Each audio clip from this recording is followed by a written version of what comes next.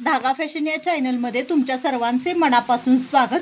तर आज आपण बघणार आहोत की स्लीव्ज डिझाइन। आज आपण खूप छान अशी स्लीव्ज डिझाइन तयार करणार आहोत।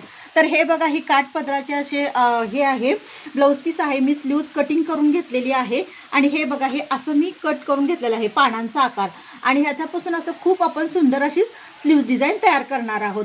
तर चला आपण आता स्टिचिंग करून घेऊयात। तर हे बघू शकता तुम्ही, असं मी स्टिच करून घेतलेलं आहे, म्हणजे टीप मारून व्यवस्थित अशी पानाला व्यवस्थित असं कडेनं टीप मारून घेतलेली आहे। अशा पद्धतीने तुम्ही टीप मारून घ्या आणि हे कट करून पलटवून घ्या तुम्ही। तर आता ह्याला आपण असे बारीक बारीक कट मारून घ्या। मधलं कापड मी कट करून घेतलेलं आहे आणि बारीक बारीक अशी कट मारून घेतल्यामुळे काय होतं की व्यवस्थित असा शेप छान येतो। हे अशा पद्धतीने बघू शकता तुम्ही, आणि इथं पण असं जे कॉर्नर आलेलं आहे तिथं असा बारीक कट मारून घ्या, जेणेकरून तुम्हाला उलटवताना त्रास होणार नाही। आहे असा शेप छान येतो। आणि हे आता आपण उलटवून घेऊयात।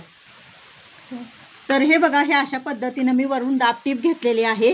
तुम्ही अशा पद्धतीने व्यवस्थित अशी एकसारखी अगदी कडेनं अशी तुम्ही दाब टीप घ्या। आणि हे बघू शकता, हे मी कॉन्ट्रास्ट कापडापासून असं फुलपाखरू तयार केलेलं आहे, म्हणजे त्याला असं व्यवस्थित ॲडजस्ट होईल असं। आणि तुम्ही हे असं लावून घ्या मध्ये असं व्यवस्थित,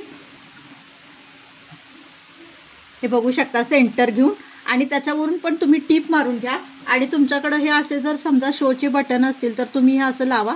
हे बघू शकता किती छान अशी डिझाइन तयार झालेली आहे।